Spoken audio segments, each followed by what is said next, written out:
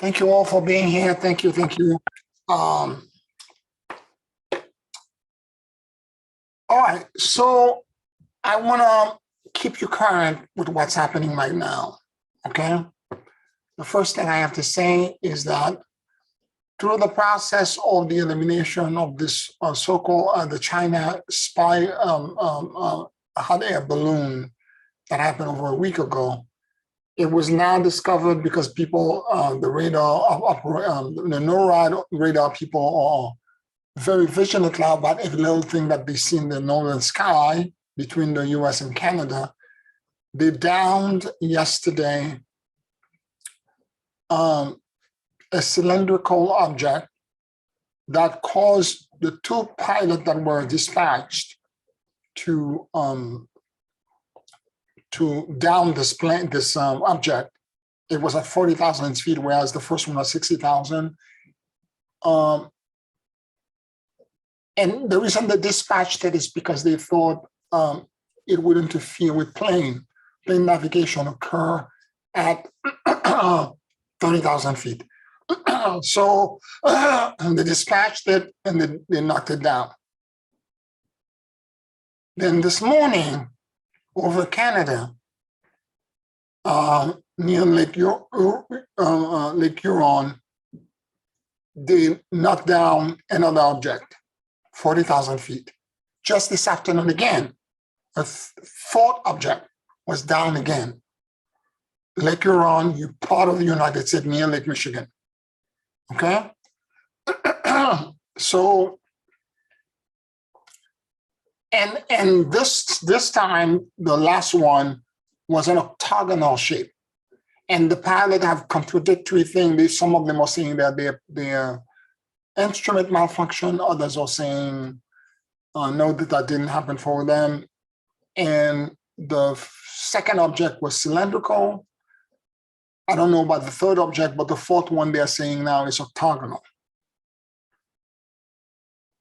I'm not going to start with the conspiracy theory, but it doesn't, because they're picking up the debris, but it sounds to me like these might be alien probes. Okay, they may not be terrestrial, or at least from the inner Earth or from something else, because some of the pilots are saying that there is no propulsion engine. They don't see a motor, they don't see a propeller, they don't see jets. It's just the object floating in air. Okay? Anyway, so I wanted to bring that up as this is a topic that's developing now. Everyone is puzzled, everyone is wondering. They have managed to start picking up some of these debris, and they're going to be analyzing them to try to figure out exactly what these objects were. In the meantime, we have enough of a plate emotionally, spiritually, and psychologically to keep us busy for a while. So I want to talk today again about this kind of idea of going inward to try to figure out that the emotional triggers that are maybe surfacing for us, given what's happening outside. How do you process these events? How do you go within yourself and find a way to turn lemon into lemonade? How do you go to the process of going within and figure out a way to emotionally switch, to turn the light on in what may appear to be darkness? What is the process that you go to actually do this? How do you turn fear into love? How do you create transformation from a place of panic? And again, it's going to be very counterintuitive. We've spoken about this in other classes, but today I want to go really deep, and I want to do a long meditation to allow your body to acclimate to the idea of this work. Okay?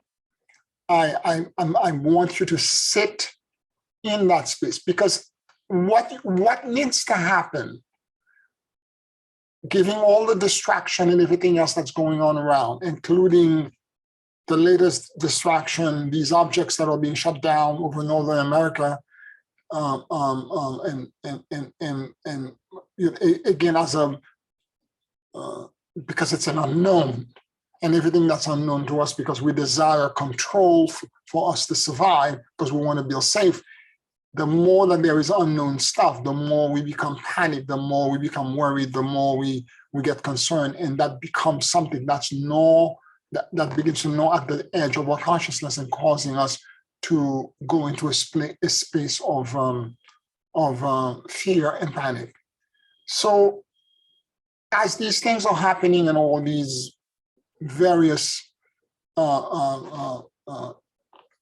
things come to the surface, we need to be very aware and very clearly aware of the fact that we may lie to ourselves by letting the outside distract us. But our body, energy doesn't lie. Energy doesn't lie.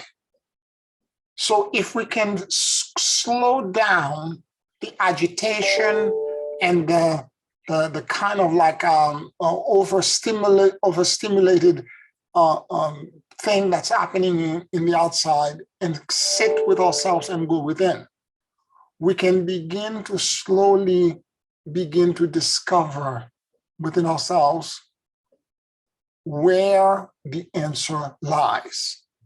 Because whatever fear that exists in you, whatever fear shows up during the transit, whatever panic, whatever emotion begins to appear to agitate you, to trigger you, that emotion and that fear is a spiritual gate that's disguised as a fear. And I want you to understand this, and it's absolutely God's truth. No matter what it is, fear of losing something, fear of whatever, they're all triggers. And they are basically a spiritual gate that will take you into a higher transcendental level of awareness that you have yet to discover. And therefore, you should find a way to get to that awareness. Because while you are going to the trigger and your body is going into panic, no one can tell you differently, because the emotion occupies your consciousness like a bubble. And you begin to bounce left and right, going to different ideas and doubts and insecurities. And is this, that? What should I do? Blah, blah, blah. And you're literally driving yourself insane. And what needs to happen is that you have to calm yourself down. And the way you do this is with a deep breath exercise that I've taught you, the universal breath being the main one, which is to inhale very deeply from the core of the earth and let this breath move through the bottom of your feet, and it will be moving counterclockwise at first, and it moving to you like a jet, like a water jet. And it moves through you, going upward and upward. And as it moves through your body, let it dislodge whatever that fear may be, and let it jet it outside of your head and release it into source. Okay? First breath, you inhale.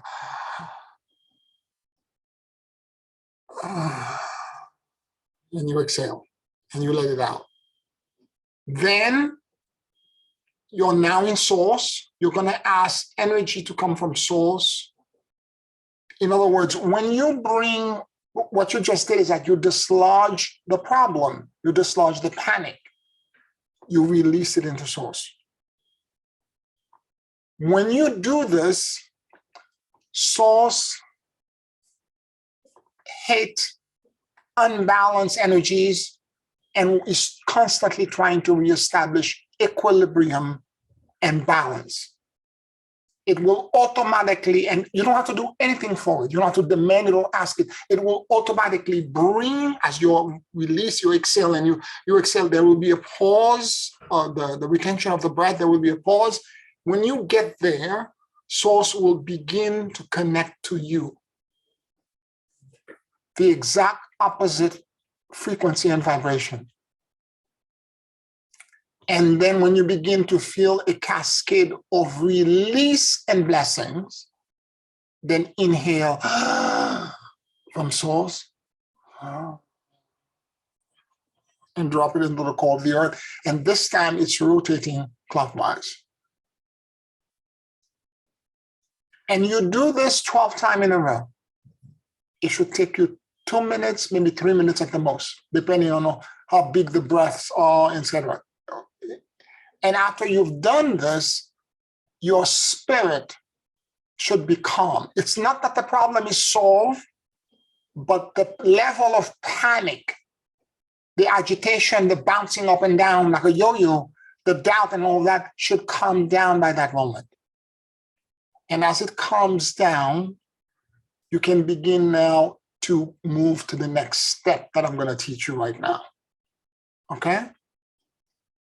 And what you need to do at this moment, at the second step, is to begin to locate in your body any places, or sometimes it might be slightly outside of your body, where you feel is the source of the emotional agitation. Is this connected somehow to your kidney, to your back, to your knees, to your toes, to your arms, to your fingers, to your head? Where is it connected? And whenever you feel it, let your spirit and your awareness drop into it. Wherever the discomfort is, go into it and drop into it. And as you drop into it, if it's in your head, if it's in your toes, your stomach, your kidneys, your adrenal glands, wherever it is, as you drop into it and you melt into it, you will begin to feel it's not going to be a blessing at first. It's just the discomfort might even increase, but do not run away from it. As a matter of fact, go inhale deeply and let yourself sink into it. And as you sink into it, I want you to go into that space knowing full well that that discomfort is your teacher.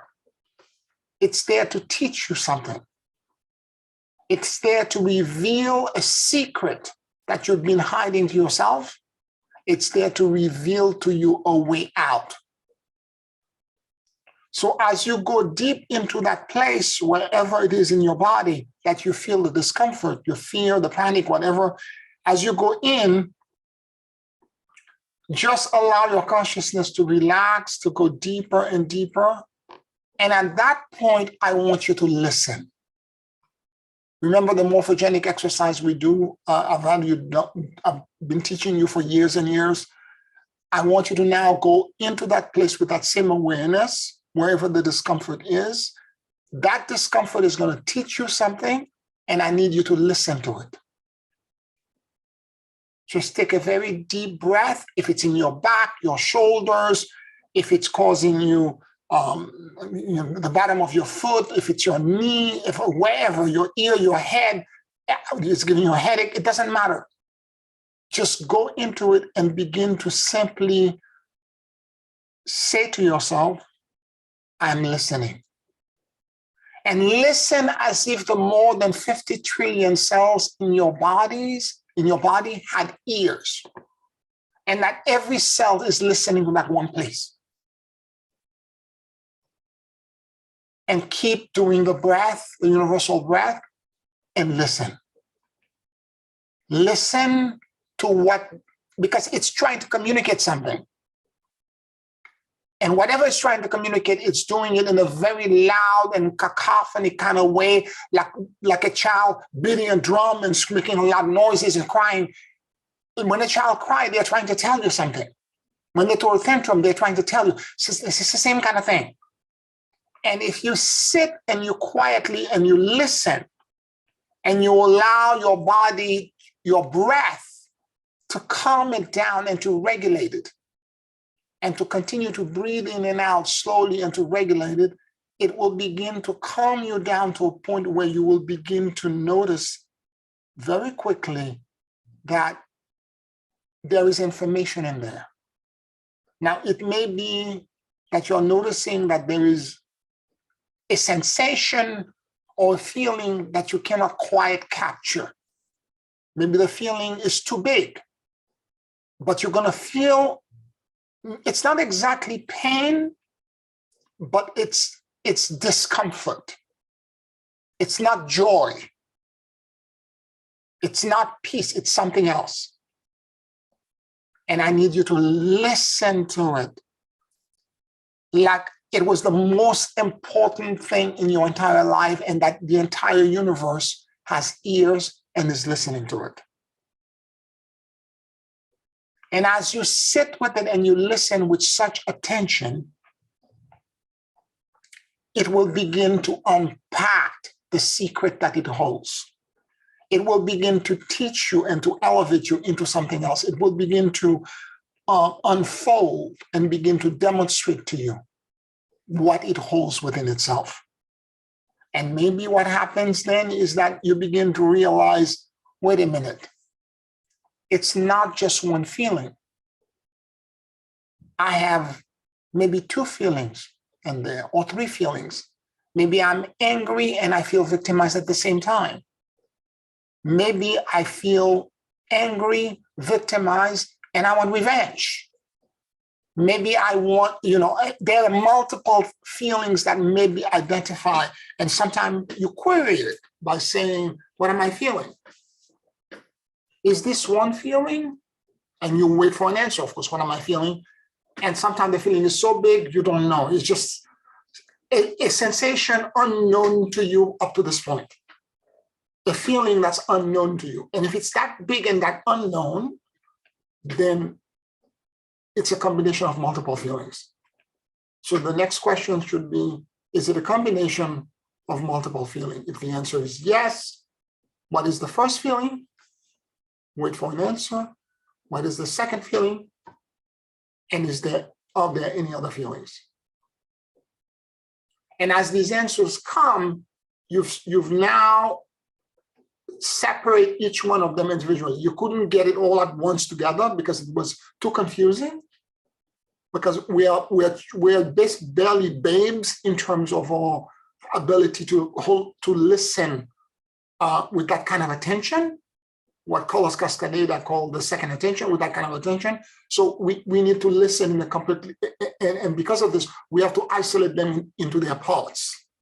So what is the first part, the second part? Are there any other parts? But once that happens, then you move on into understanding, okay, if I'm angry or I feel victimized, or it could be that I'm feeling scared. I am afraid. Okay? I feel scared and afraid. I feel like I'm going to lose everything that I have. Because a lot of people on the planet are experiencing loss and grief, but it's undiagnosed and untreated. Most of my clients are experiencing loss and grief. But they don't know it's loss, they don't know it's grief because no one is talking about it. So as you're experiencing this loss and grief, you need to isolate the parts, and maybe you're not feeling safe in your environment, given everything else that's happening around the world right now, and all the climate change events and the mass shooting and all the crazy stuff, particularly in the US, that's happening. Maybe you don't feel safe. And here is the linchpin that's going to help you master this. Once you have identified, if it's one feeling, that's fine. If it's more than one feeling, you separate the parts. Then the next piece is for you to find the emotional need that's behind this feeling. In other words, if you're feeling panic, what is the need that I am trying to cover up or fulfill with this panic? Maybe the need that I'm trying to fulfill is that I want to feel safe. Maybe the need that I want to cover, the need that I have is that I feel that I need to survive. Whatever the need will show up, but the need is important because it's the need that this emotion, this fear or this emotion that you're feeling, it is the need is the root cause. And the emotion that you're feeling, that's the surface, it's the cover. And you need to get to the need. And the cover is incorrectly trying to address the need for you. By making you panic, by making you flee, by making you confused, by making you have in doubt, by making you lash out at people and try to attack them. There is a need, there's an emotional need. If you're feeling unsafe, you can do all of the above because you're feeling unsafe. So the trick, if not the trick, but the solution, the resolution is to find a way to fulfill the need, which is to feel safe in an ascended way, in a godly way. And the moment that happened, that gate, that is the fear that you were experiencing, is now transmuted into light. This is why I'm saying that all of these emotions that we're moving through that are very powerful and very potent and very disturbing, it doesn't matter. And then I know a lot of light workers. I was having a private conversation with a few light workers recently. And the way I teach, I talk about my vulnerabilities. A lot of people don't teach this way because they have a public image that they are expert and they've already accomplished and they're in perfect harmony with the universe and everything is perfect for them. And they don't teach this way. And I think it's a disservice. And although the three of us were talking, four of us were talking, and several of them were confessing to me that inwardly they are feeling the same thing, if not worse than me, because at least I'm being honest and authentic with what I'm feeling. But they can't say it to their students. I don't have a problem telling you that I'm struggling or telling anybody that I'm struggling, because I actually believe that in order for me and all of us to become divine, we have to become completely human. And we have to realize as human beings, we are imperfect. And it's in the flaws, it's in the imperfection, it's in the fear and the panic and the dark emotion that we're being taken through to this accelerated collective purging that we're moving through. It is in those places that seem initially dark that the light, a beacon of light, will rise when you do this work. And this is what will allow your divinity to shine and to blast off from your core. And so I don't have, this one, a few of the light, two of the light workers were talking, and they were saying to me and their teachers, well, I'm presenting online this thing of being an expert. I cannot talk like you. I cannot say what you're saying. I'm like, okay, suit yourself. You do whatever you want.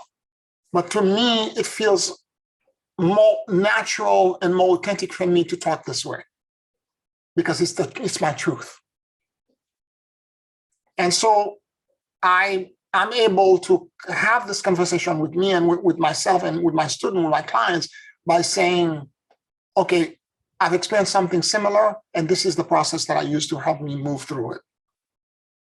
I've said this to you, for those of you who've been with me for a long time, you know this. I've told you before, and I've said this over and over again. I'm only 2 months ahead of you.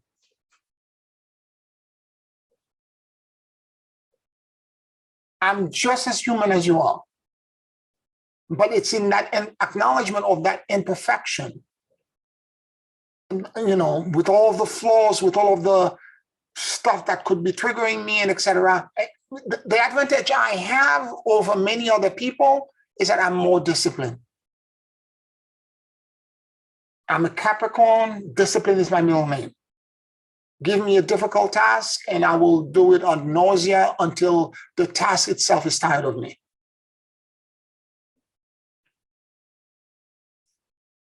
So once I figure something out, I will apply it to everything.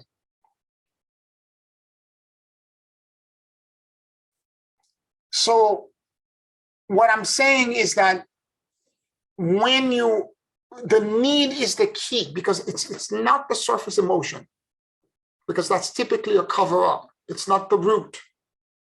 You can ask for the root cause. I found that if I ask for the root cause, things may show up and it may take days for it to show up. It's gonna show up, but it may take days. But if I ask for what is the need that this surface thing is trying to fulfill in me, suddenly I can get it almost immediately. Maybe sometime 2 or 3 days, but it's faster than if I ask for the root cause. So inner conversation, query with self, because your own energy, each one of us have inside of us our own path toward ascendance. There is an inner intelligence that exists in you and that connects you to the morphogenic field that exists in the entire multiverse. And that's your way out. And unless you're engaged in that kind of, if you're externally focused on I know a lot of teachers who are externally focused on which conspiracy theory, which thing is happening outside, and they're trying to fix the outside to match their version of what the new earth looks like. It's not going to be fruitful. You need to work within, because the way out of this into the higher dimensions, into the new earth, is within. This is the way you do it. So I'm strongly advising you and suggesting that you spend more of that internal time and internal conversation. And when I sit in the listening stage, and I want to break this down for you, because we're going to spend a long meditation to go through this, and I want to explain to you what actually happens.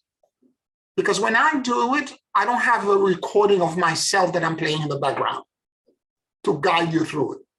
I don't even play music. I sit in complete silence. And all that I'm connected to is the physical sensation in my body where the discomfort is, and my own awareness talking to it. And when I say listen as if the more than 50 trillion cells in your body had ears, what actually happened is that I begin to listen with that awareness. I'm saying it silently to myself. And as I say it at that moment, I begin to hear a pitch in the background. And there's a pitch. And I listen and I pay attention to where the sensation is, what am I feeling, and I begin to analyze the feeling and to see if everything pops out. And as I listen carefully to it, sometimes I feel a correspondence in other parts of my body. Let's say it was here in my head, I can feel something on my shoulder, or I can feel, a sensation in my back or my feet or something like that. And wherever it goes, my attention jumps to it and I listen to it. And then sometime what happened, as I'm listening to it, I get visions. Now, before the vision start, before the sensation move, as I'm listening like this, and I'm breathing the universal breath all along, I enter a state of, because what happened is that the fear and the panic that existed, let's say the problem was here in that part of my body where it was tight, as I go into it and merge into it, the panic begins to dissipate. The fear goes away. And all that exists is that part of my body will now try to communicate find a way to communicate to me.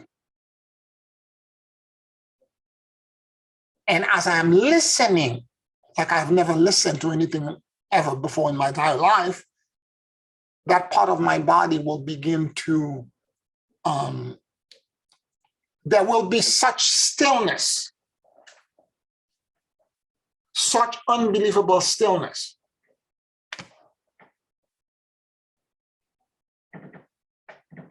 And keep listening. Sometimes the sense, and when the correspondence happen, different things happen in different places. Sometimes I can feel myself tilting my head in the direction I feel. Sometimes it's not in me, it's outside of me. I tilt my head. And what eventually happened, if you listen carefully like this for a long time, all of a sudden, you're gonna go into a white space, a gigantic volume, just a big space. There is no up, no down, just a volume, an immense volume. In the Tibetan Book of the Dead, they call this dharmata. It is the essence of being. And when you're in that space, you're in the presence of God. This is the throne room of God. You're in the presence of God.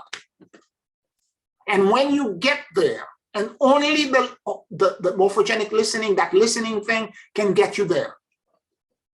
And when you get into that space, what actually occurs is that there is incredible rest, like the burden that was being felt in that part of your body, or the feeling or the fear of losing whatever it is that you thought you were losing.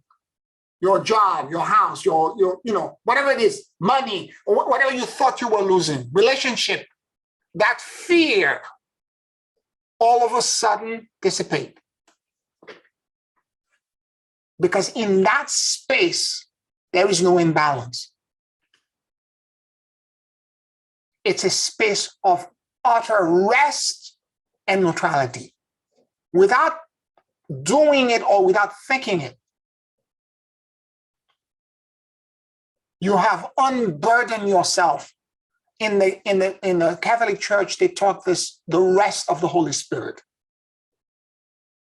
It's in Buddhism, they call it dharmata. It's what they call the essence of being. They call it the luminosity. I'm giving you today some profound secret on how to manage the transit, because things are going to get more crazy. You're going to hear things that you never thought you would have heard before.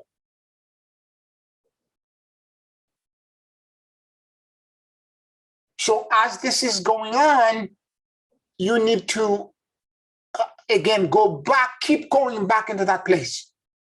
Because when you're there, you're such rest, every wrinkle, every little glitch in your body relaxes so completely, you're open like an accordion. Everything opens.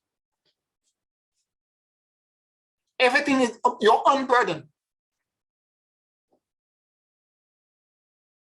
Because you have now surrendered everything into your higher power. When you get, again, it is the constriction, the difficulty, the knot, the stuff that are making you uncomfortable. That's the key to get you to that higher power. That's the key to get you in front of the throne of God.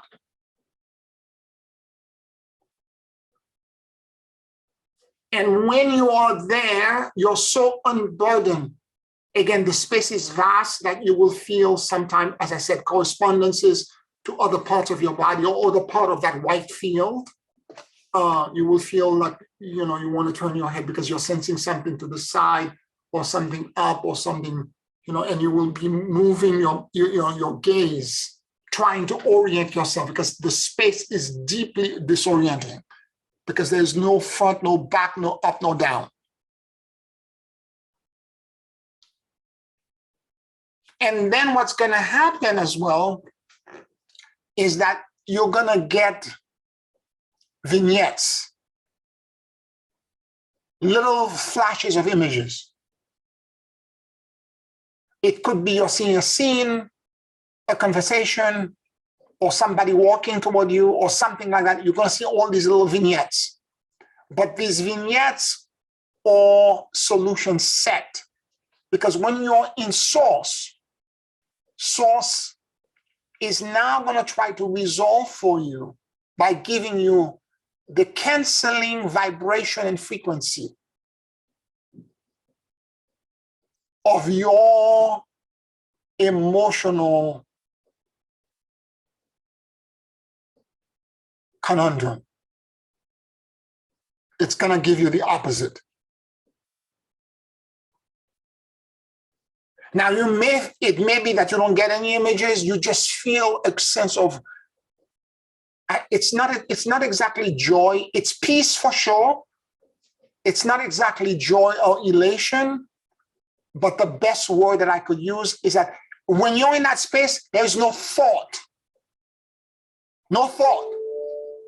It's just rest and complete stillness.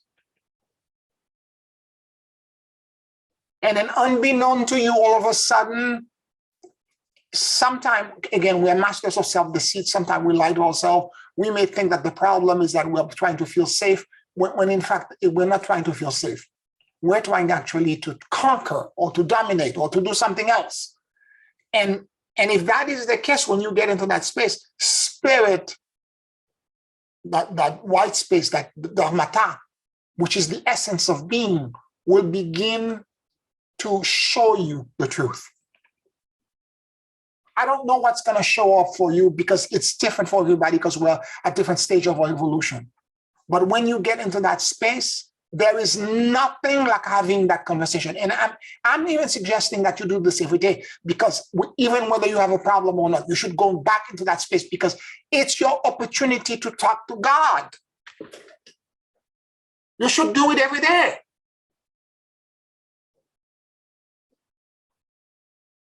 I was talking to a friend of mine who was a Buddhist monk, and he was doing all of these mantras and all that. And then he was telling me, and then I went to this space where everything, there's a white volume, blah, blah, blah. I said, I know exactly where you are because I've been there. I know that space.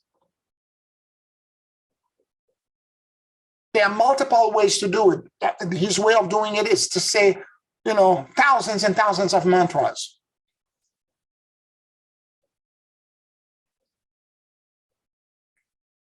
Say mantra for 3 hours, blah, blah, blah. And after that, he goes into a deep meditation and he goes into that space. I'm using the breath. I don't spend 3 hours doing this. It's much shorter what I do. And I'm able to still connect to it.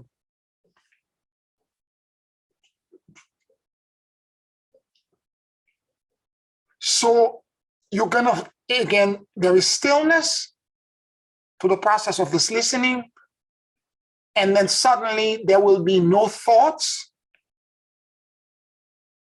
Okay, it's very disorienting because when you go into that space, you think you pass out. Okay? You have the sensation that you blank out because you don't know where you go. Because the space is the antithesis of being. It's not that you don't exist, but you exist in a form that's unlike anything that you know. So therefore, it will appear as the antithesis of being. And then suddenly, there might be, again, vignettes and insight if you spend enough time there. Most people, when they think they passed out, they try to wake up out of it and snap themselves out of it. I'm saying don't exit. Don't exit yet. Spend more time there, because it's going to be more fruitful for you. Over time, you will not pass out anymore. You will simply become aware. You may go the first few times and just think you passed out. I don't know where I went. Some of you during meditation, you've experienced this. You go somewhere, you don't know where you went. That's the essence of being, which is the luminosity, the immense luminosity.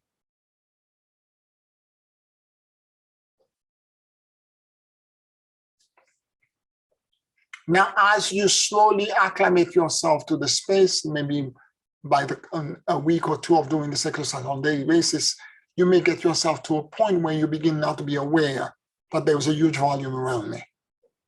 And I begin to feel there is no separate, okay, the thing we need to understand, okay, here's the thing.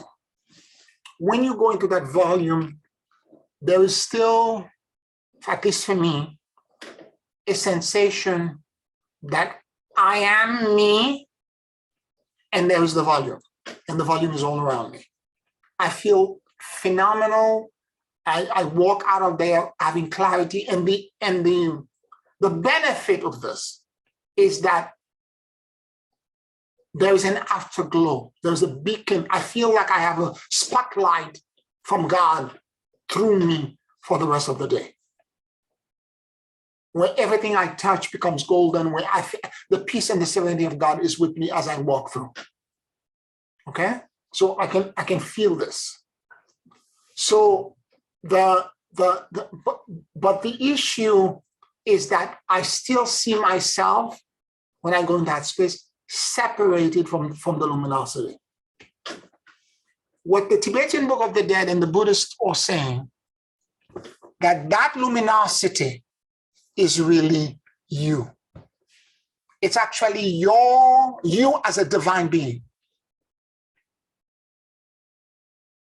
And the day that you can identify and recognize that the luminosity is you, you have ascended, you have become enlightened. You have become a Buddha at that moment. And there needs to be multiple connection and sitting in that space before you can acknowledge that that strange awareness of being in this emptiness, in this vastness, is actually me.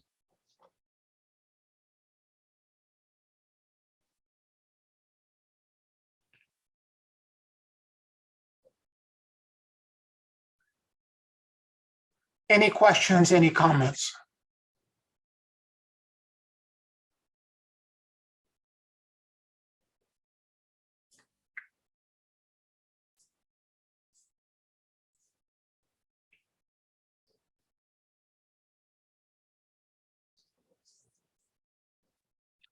Yeah, just comment, I guess. I'm reminded of Marianne Williamson's quote, our deepest fear is something about not being inadequate, but being powerful, and it's our light, not our darkness that most frightens us. So recognition of that luminosity seems to be a common problem for humanity. Absolutely. It's a beautiful quote by Marianne Williamson. Yeah, it's not all, we're powerful, we're brilliant, and we're extraordinary, and this is what we're afraid of. This is what scares us. Because it implies that nothing is being done to us, and we're responsible, the accountability. You're responsible for everything that's happening in your life.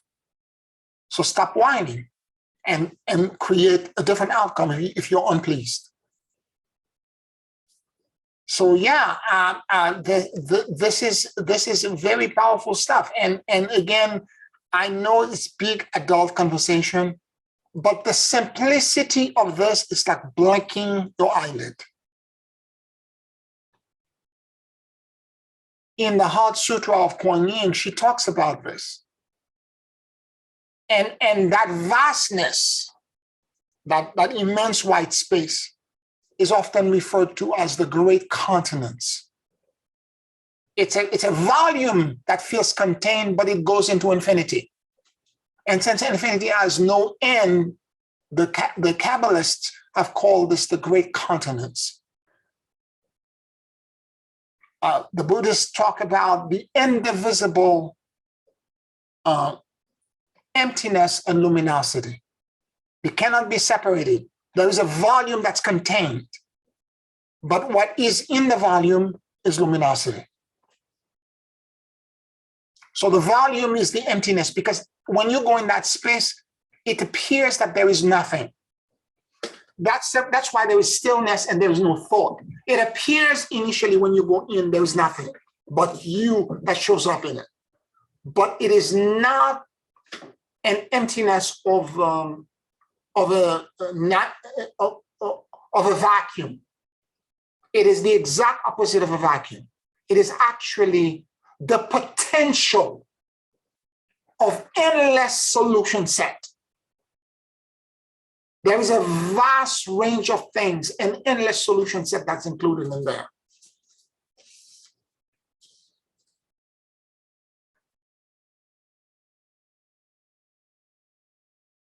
But it is included in its root and its essence. And if you're prepared for it, this is why when we do the universal breath, when you go into source, if you're prepared for it, you just inhale the solution set that will drop automatically to match your discomfort and your fear. You just inhale it and you bring it into your body. And if it's done multiple times, your problem should literally vanish like this. If you really believe and know this to be true, literally your problem should go like this and be gone.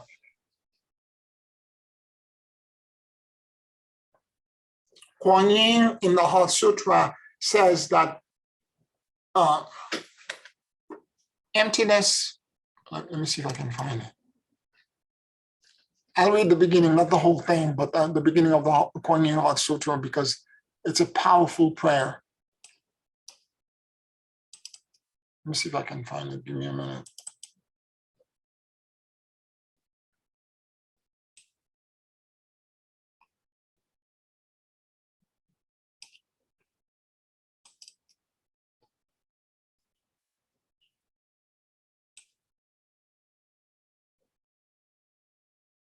Well, I forgot where. Here we go. I found it. Good. I went to the right file. I thought I was gonna take too long to find it. It's opening up. Okay, give me a minute.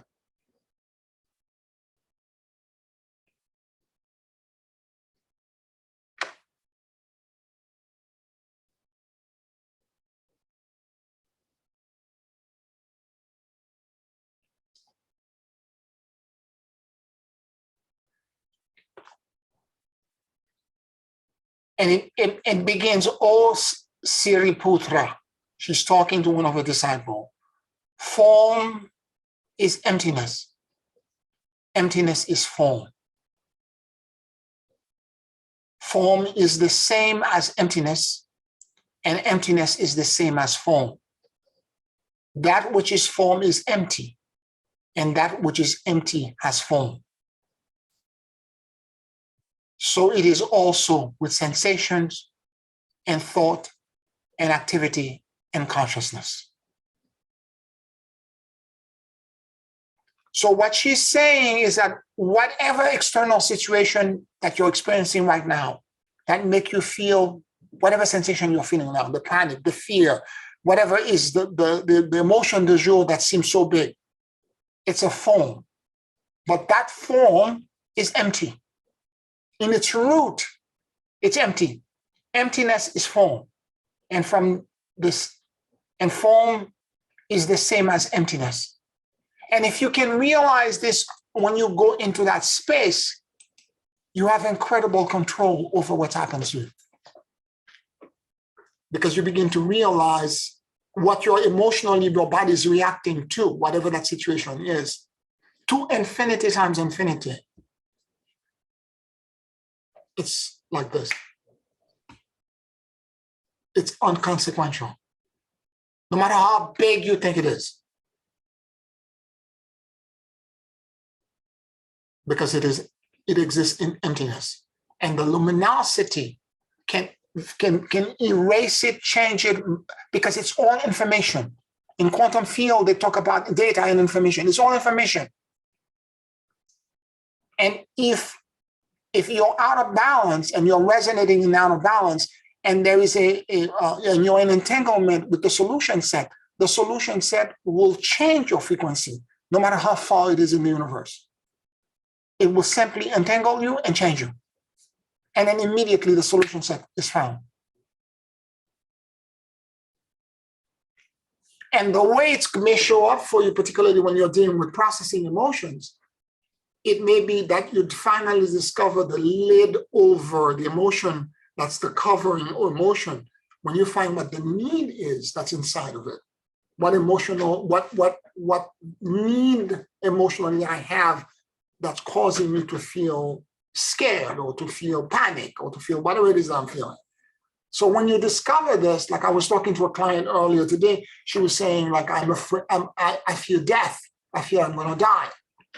And when we worked on it, what the issue was for her is that she was trying to survive. And she has a need to find a way to survive.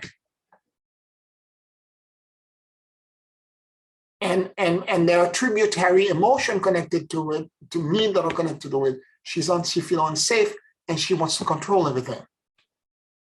And given the size of things that are happening around the world, if you're trying to control, you got a problem. Because all of these things that are happening around the world are way bigger than you and I can manage. So once you find the need, you need to ask God or ask the blessed field for a way for this need to be fulfilled in a transcendental manner. How can I feel safe without the panic and without the performance that I've been demonstrating for the past week or the past few days or the past few hours? The emotional performance that I've been putting myself through, of having doubt or playing the emotional ping pong and all the crazy stuff I'm putting myself through. How do I find this? And almost in all the cases, the solution to this is to surrender the fear of being unsafe and unburden it into the field. Give it back into the field, the form it takes, how it feels in your body energetically, how it feels like you're panicking, how in its worst form, whatever it feels to you, okay? I'm agitated in my worst form, I'm gonna die, and I'm gonna be alone, blah, blah, blah, and I'm afraid of dying, however it shows up. Take that feeling and that emotion when you go into that white space and give it to Spirit. And say, this is bigger than me. It's that serenity prayer.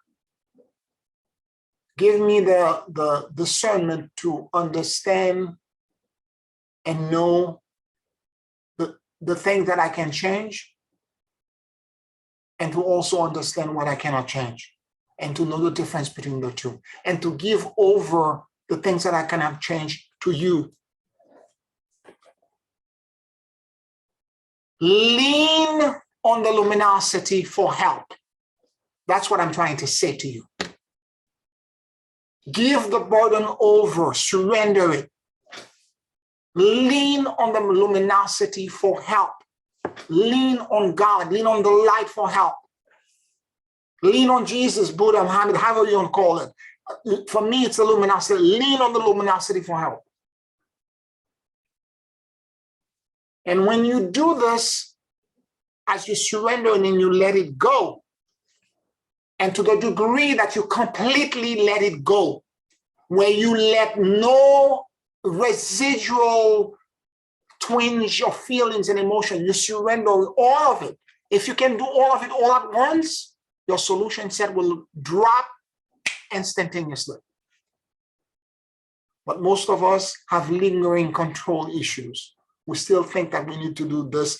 I have to do X, Y, Z. I have to manipulate. I have to go to the, to the mayor's office. I have to talk to this person. I have to, I have to get another job. I have to, whatever we think we should do.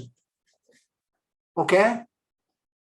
Sometime what you need to do, it's not that these things are not going to help, but sometimes the thing you need to do first is to give it completely to source. And when you do and you completely surrender it, source can give you out of nowhere an idea or a concept or sometimes instantaneous solutions that can drop into you.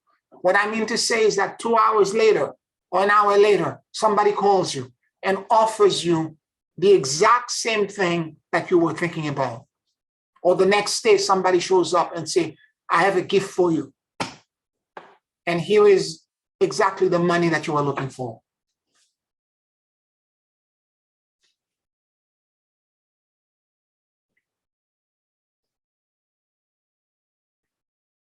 So the ability to actually do this is not rocket science.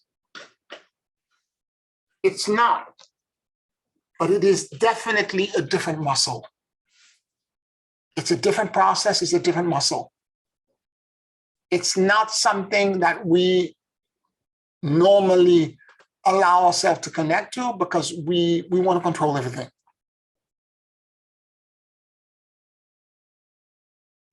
Up here? Yes. Pierre, can I ask a question? Sure. I just want to clarify. When you sit and listen,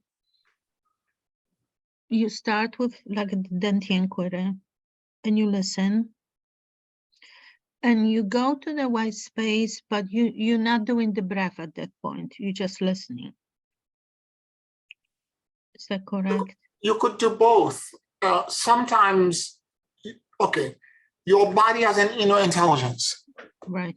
You might start by doing the breath, and at some point when you get to the white space, you may not do the breath at all.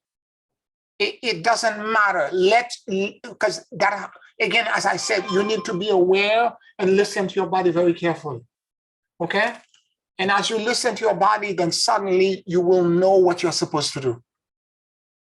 Okay? Sometimes I go in that space, I'm still doing the breath. There all the time I go in, I don't do the breath at all. Okay.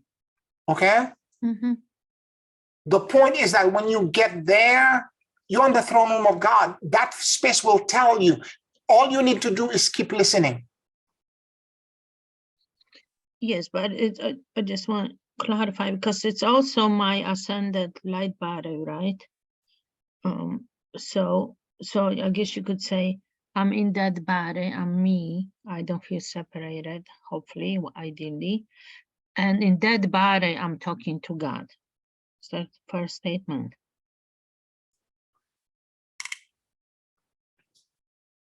Okay, the best way I can describe this, it's not that it is actually the luminosity is you. Right. Okay? Mm-hmm. But when you enter that space, most of the time, you're going to feel separated from it.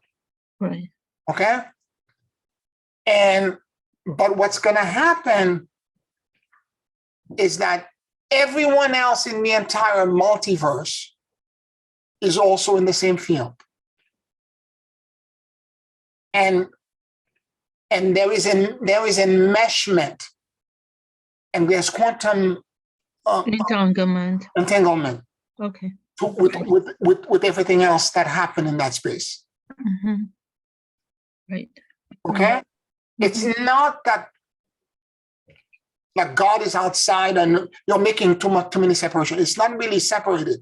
The initial contact that you have, you're going to meet what the initial light that you see is actually you. But right. It's you as your God self. Right. Right. What you would call the monad. Mm-hmm. Okay? But it's not just the monad, because this is why you need to stay in that space and communicate, because beyond that place, you connect with the monadic body of everything that exists in the entire universe. Is there also that place, you know, on a tree that outside of time and space? Yes, that's the negative existence. Yes, okay. Correct. Okay, you know what comes to mind? I don't know if that's a fair statement, but when you talk about the white space, it reminds me about that scene from the Matrix movie, where at some point he went to that white space. Yes. And the past and the different realities, they were just so they were just like You could go back and forth Mm-hmm. between them. Yep.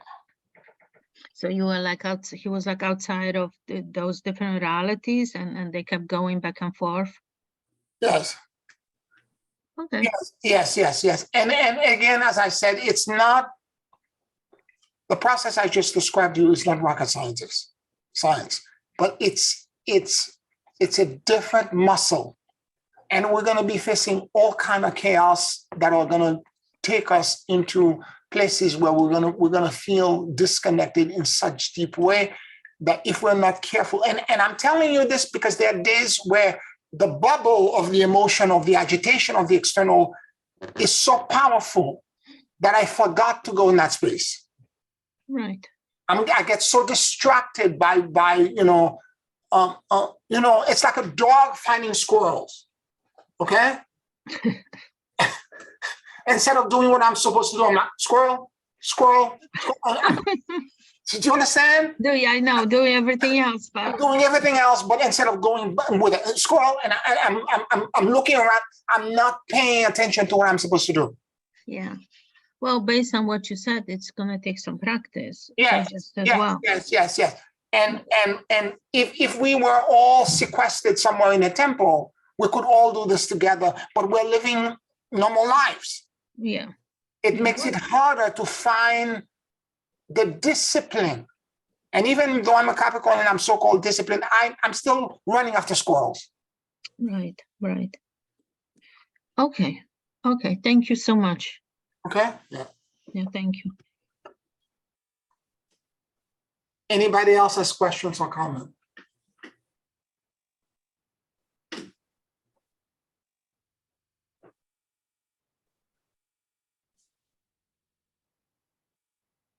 And again, as I said, the meditation I'm going to do with you now for the next 45 minutes. When I do this kind of meditation and this kind of practice, I don't have my own voice guiding me.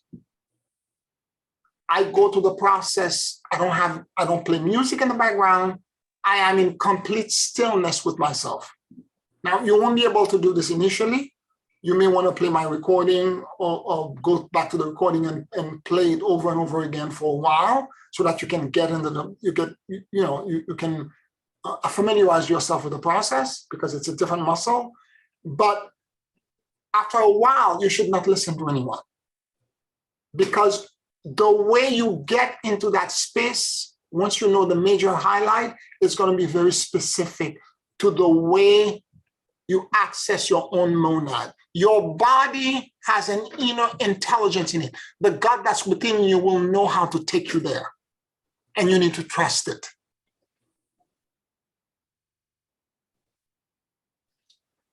All right, let's take a 5-minute break. And then in the back end, we'll start our closing meditation.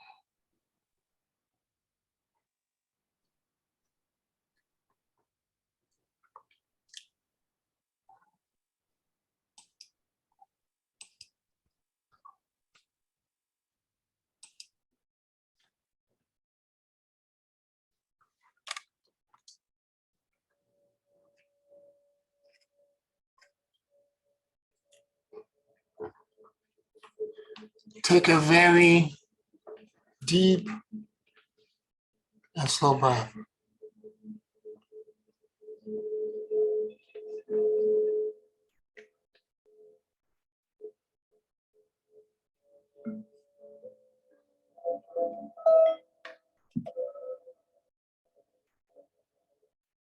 And as you inhale and exhale deeply and slowly,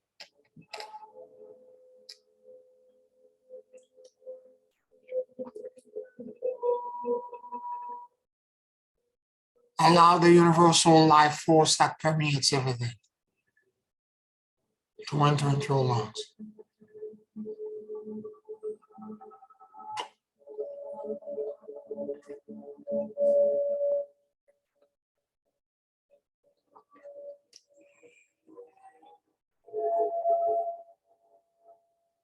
Keep breathing deeply and slowly.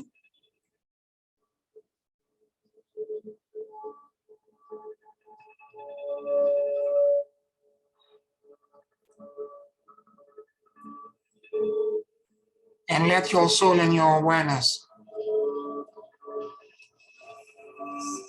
drop in the middle of your chest.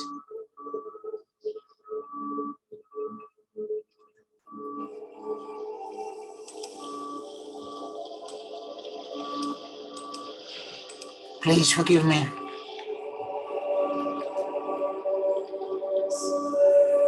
I love you. And I let go.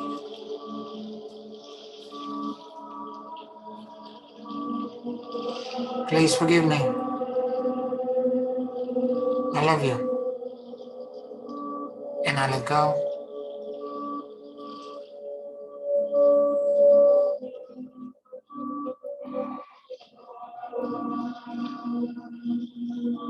Keep breathing deeply and slowly.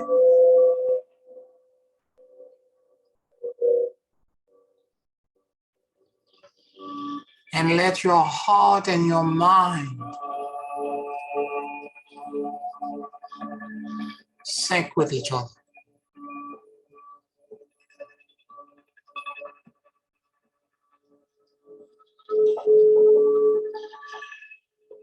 Keep breathing deeply and slowly.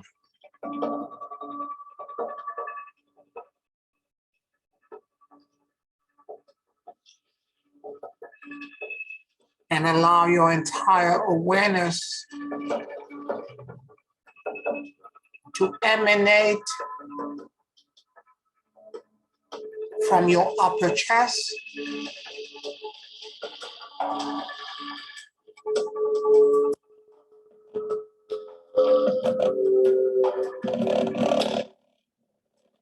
It is as if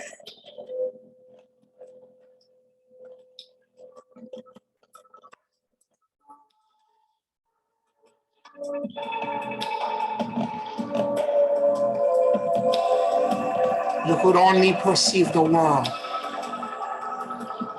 from that part of your body.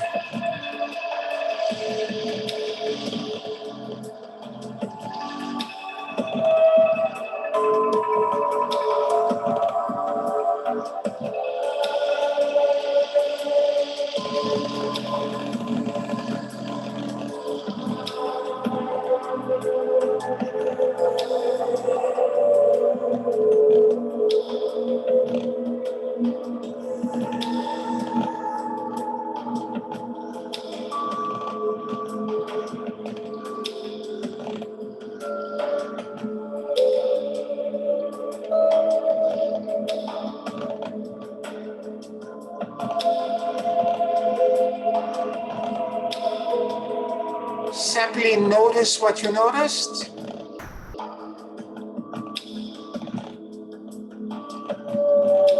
And become aware of any sensations,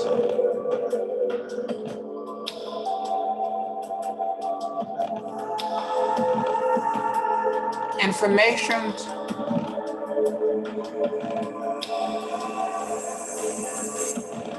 discomfort.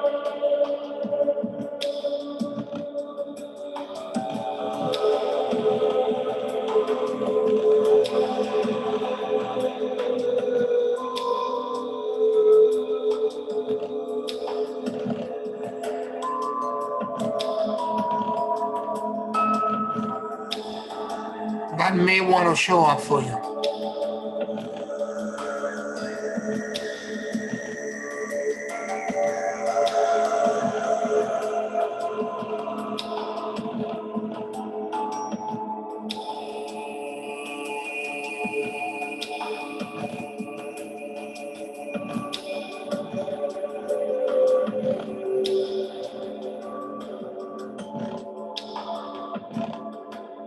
Become aware of any fears, discomfort, struggles, brokenness.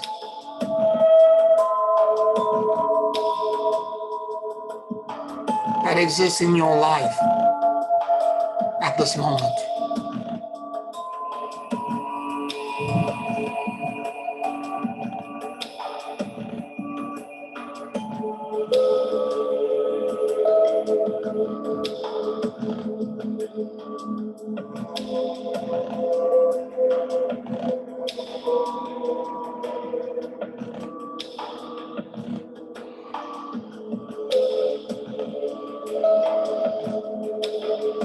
Keep breathing deeply and slowly.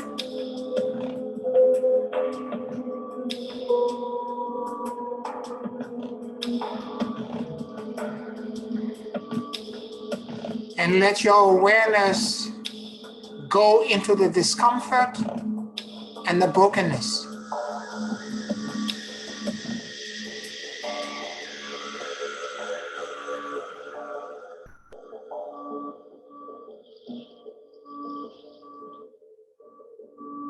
Without judgments, without qualification, just let your awareness blend with the feeling, emotions that may exist in that part of your body.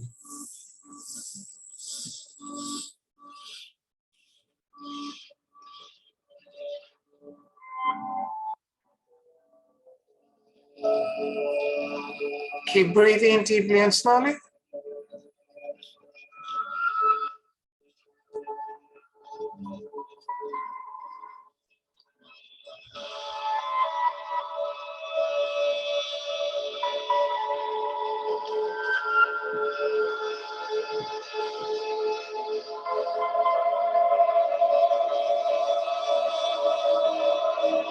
Now take a very deep breath from the core of the earth and let this breath move through the bottom of your feet, passing through you, dislodging any emotional charge, and let it all exit outside of yourself and be released into source. Surrender and let go.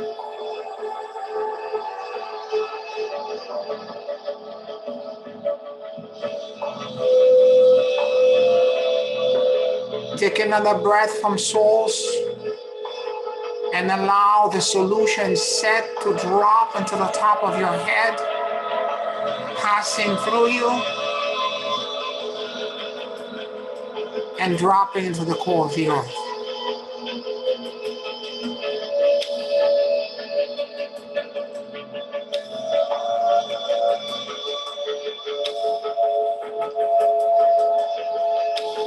Take another breath from the core of the earth and let this breath move through your entire body, passing through the bottom of your feet,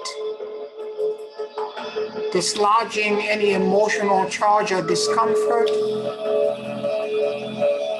releasing it completely into source, surrender, and let go.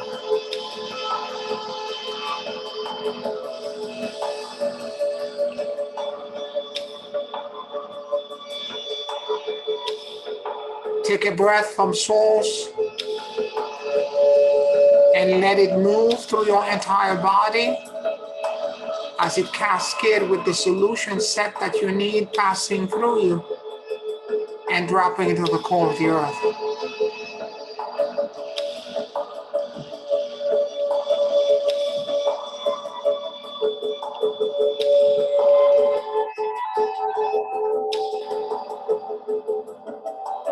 Take a breath from the core of the earth and let this breath move through the bottom of your feet, passing through you, dislodging all emotional charge, and let it all be released outside of your head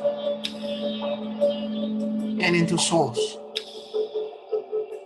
Surrender and let go.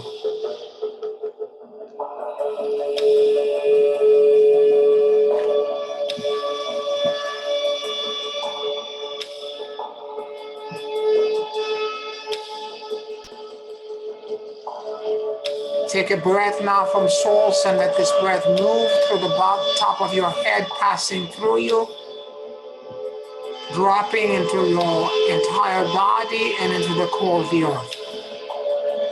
Surrender and let go.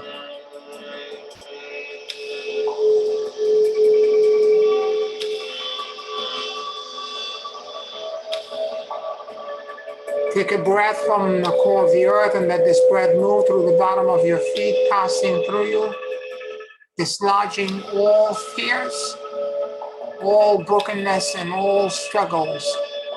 And let it all move outside of your head and go into source, surrender, and let go of everything.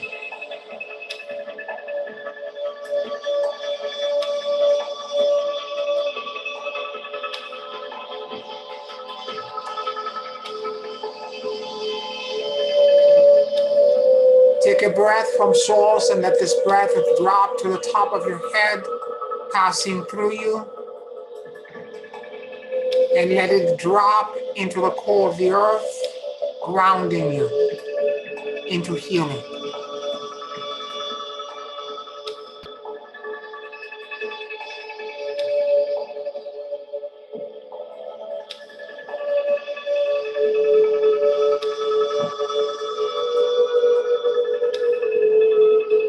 Take a very deep breath from the core of the earth and let this breath move through the bottom of your feet.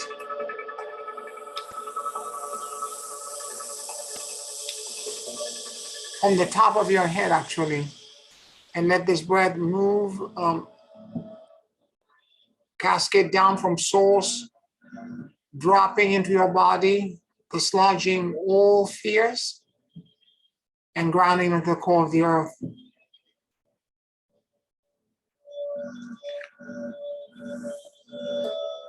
Take another deep breath and let this breath move through the bottom of your feet, passing through you, dislodging all fears. And release everything into source.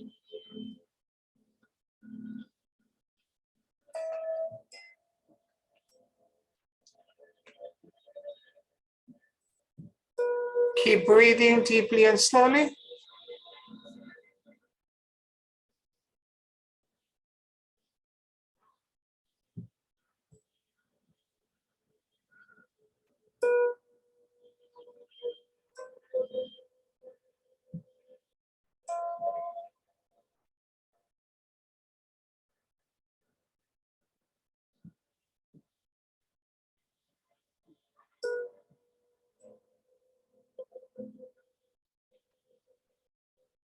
Listen.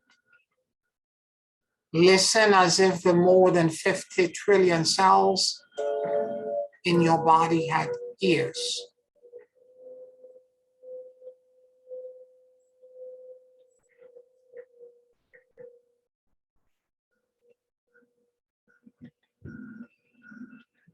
Keep breathing deeply and slowly.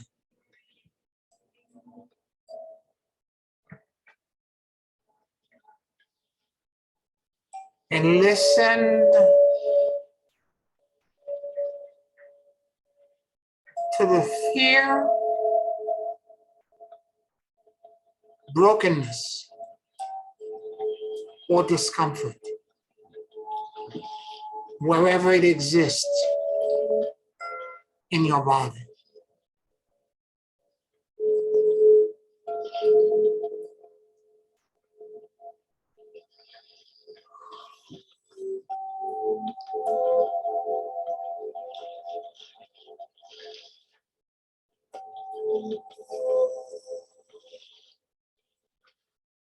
It is your teacher.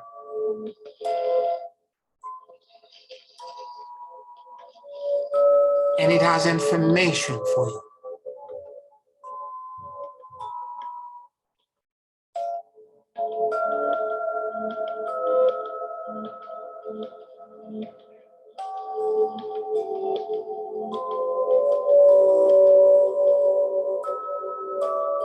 All you have to do is listen.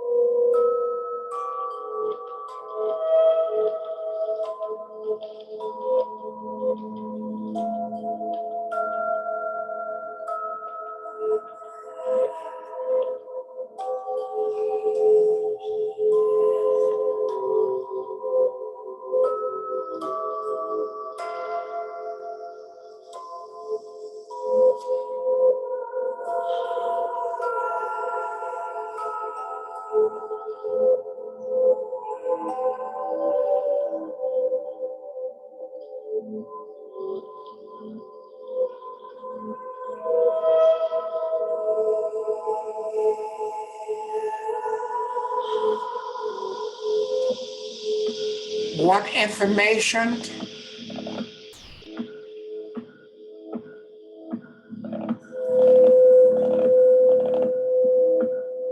insights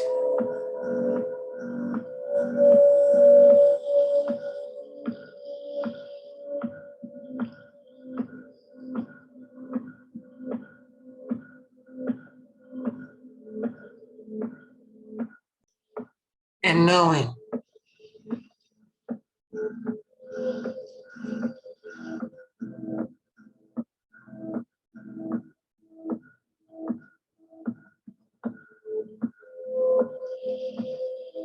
is it trying to gift you?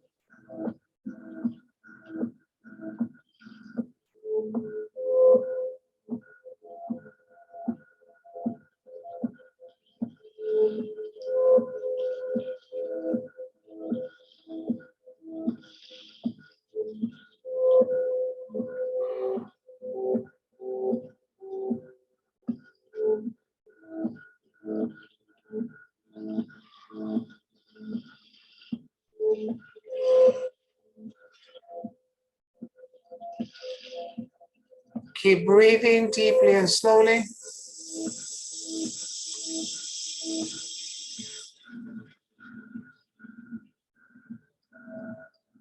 And continue to listen.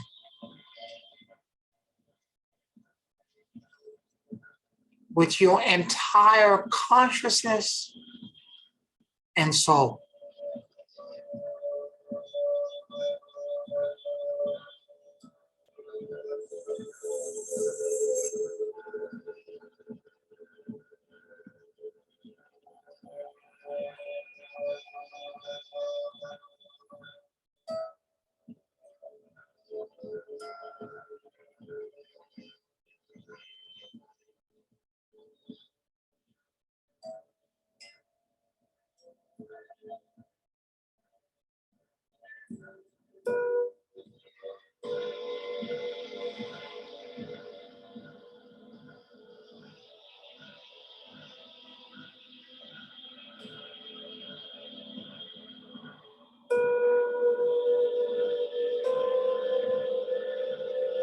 What emotions exist in that part of your body?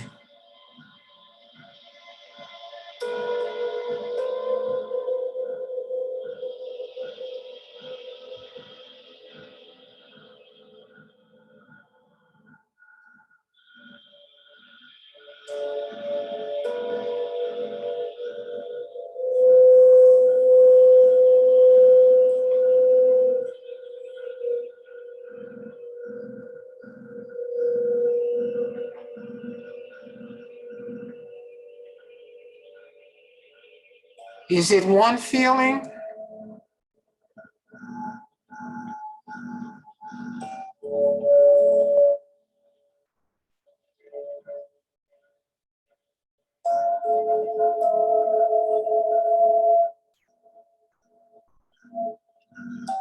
Or a combination of multiple feelings?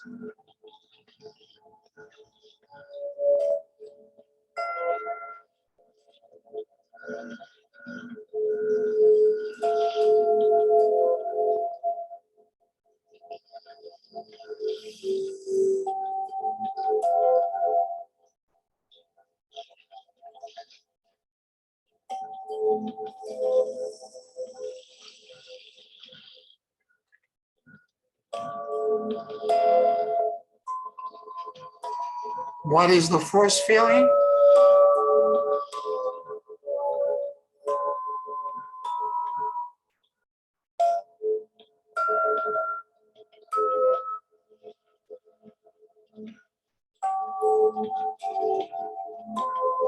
The second feeling?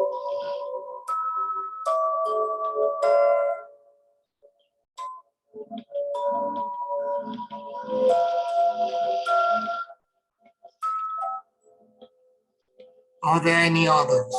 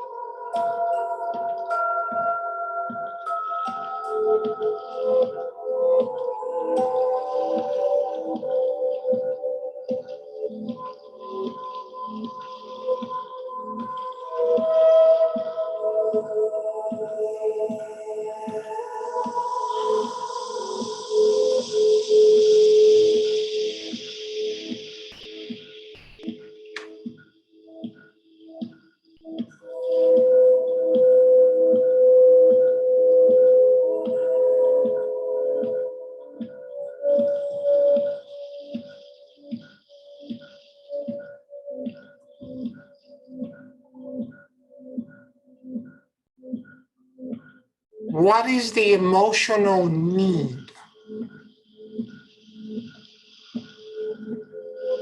that this brokenness and fear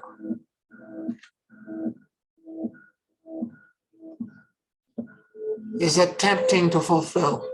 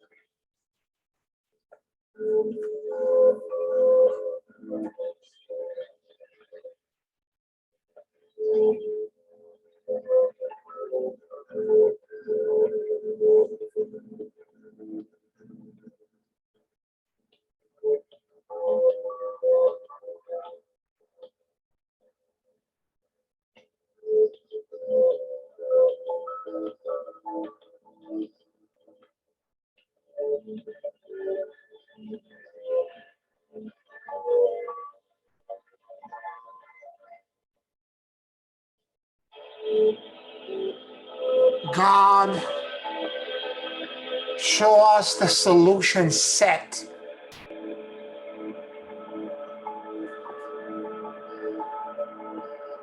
The appropriate and aligned belief system to repair,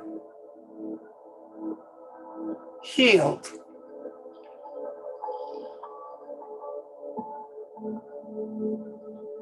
and transmute this brokenness.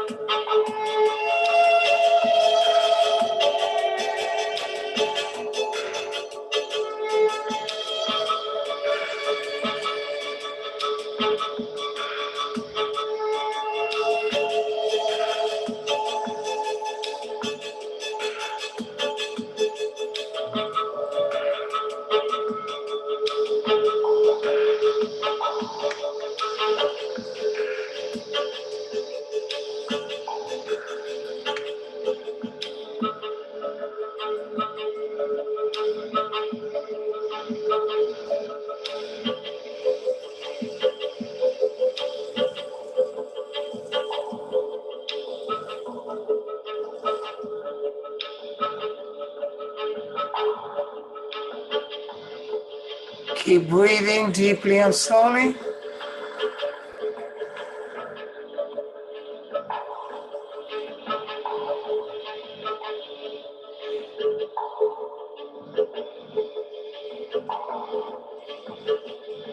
Thank you for the blessings. I accept the gifts and I receive with gratitude.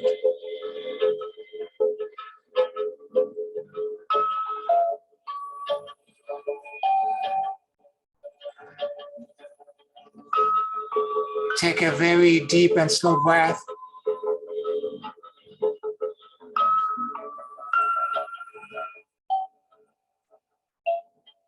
And whenever you feel ready,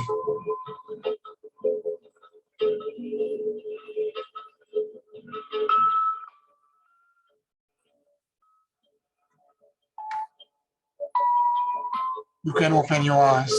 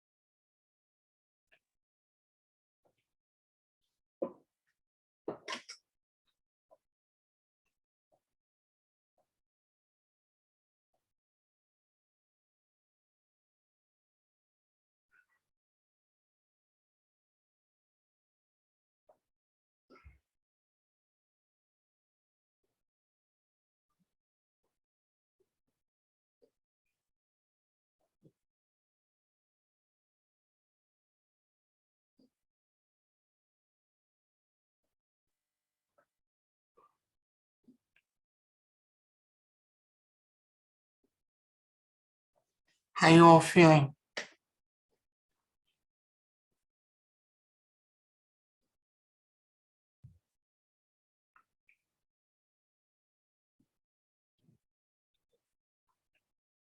Thank you, Pierre. Thank you. Yeah, thank you. Very peaceful. Mm. Mm. You've been expanding into a different space, and the vastness is all around you. Yes. And the afterglow will remain for hours. Yay. Yes. Yes. That was a stressful week. I needed this. Thank you. You're welcome. You're welcome.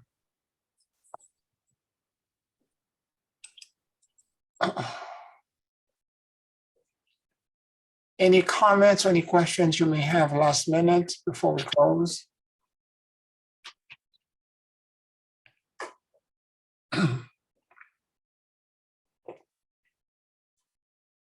I want to thank all of you for joining me. If you're listening to us on Patreon, thank you for your subscription. I also want to ask, if you're listening to us on YouTube, to like this video, and subscribe to the channel so that the algorithm will increase and more people can share in the expansion that you're enjoying right now. Thank you, family, and I'll talk to you next week. Deep love to everyone. Thank you so much. Love you. Love Bye. you. Bye, everyone. Bye. Good night. Love you. Good night.